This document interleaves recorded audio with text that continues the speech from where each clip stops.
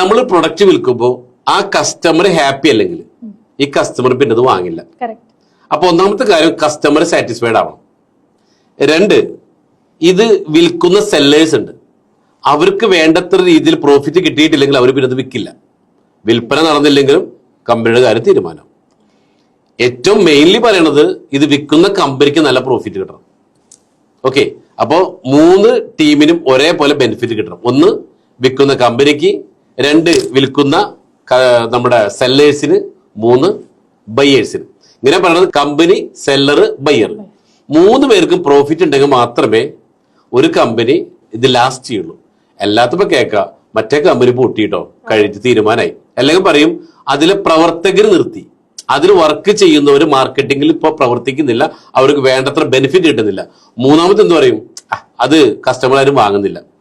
ഇപ്പോ പണ്ട് നടന്നൊരു സംഭവമാണ്. പണ്ടൊരാള് ഭയങ്കര ഫേമസ് ആയിട്ട് ഒരു പബ്ലിസിറ്റി കൊടുത്തുകൊണ്ട് ഒരു ഉദ്ഘാടനം നടത്തി. അതായത് ഒരു ബിസ്ക്കറ്റ് ആയിരുന്നു. ആ ബിസ്ക്കറ്റ് പ്രത്യേകത പട്ടിക്ക് കൊടുക്കുന്ന ബിസ്ക്കറ്റ് ആണോ.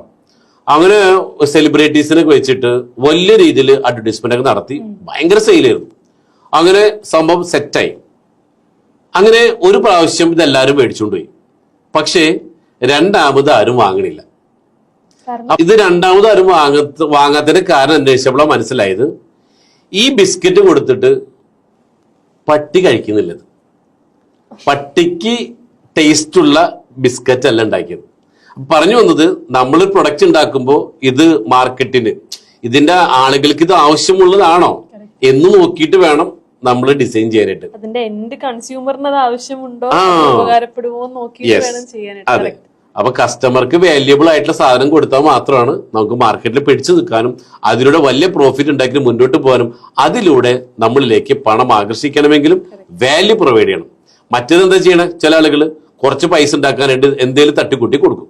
അപ്പൊ എന്ത് ചെയ്യും, വേണ്ടത്ര ബെനിഫിറ്റ് കിട്ടില്ല കസ്റ്റമർക്ക്, അപ്പൊ കസ്റ്റമർ വാങ്ങില്ല. അതുകൊണ്ട് എന്ത് ചെയ്യും, ഇത് അധികം മുന്നോട്ട് പോവുകയും. അപ്പോ ഇതാണ്